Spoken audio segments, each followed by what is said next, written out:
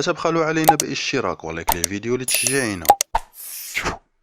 في رد ضمني على تصريحات سابقة للمدرب البوسني وحيد خليلوزيتش الذي تفاخر بقيادته أسود الأطلس للتأهل إلى كأس العالم قطر 2022، اعتبر الناخب الوطني وليد الركراكي أن المنتخب المغربي يمتلك لاعبين في المستوى الجيد وتأهلهم للمونديال أمر طبيعي وليس هدية من أحد.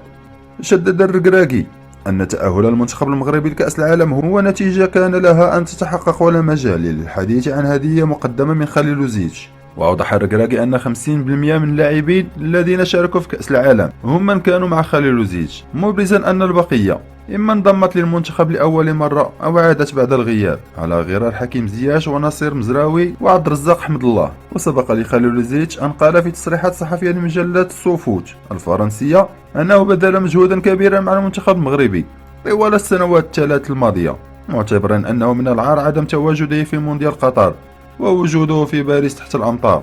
وكانت الجامعة الملكية المغربية لكرة القدم قد انفصلت عن خليلوزيتش بالتراضي قبل حوالي 3 أشهر بعد 3 سنوات قضاء على رأس الإدارة التقنية لأسود الأطلس، تلقى خلالها سيل من الانتقادات وتعالت الأصوات مطالبة برحيله بسبب طريقة لعبه ودخوله في خلافات مع أبرز لاعبي المنتخب المغربي على غرار زياش ومزراوي وأمين حارث. ونجح المنتخب المغربي مع وليد الركراكي في تحقيق إنجاز تاريخي غير مسبوق مغربيا وقاريا وعربيا باحتلاله المركز الرابع عالميا في كأس العالم قطر 2022.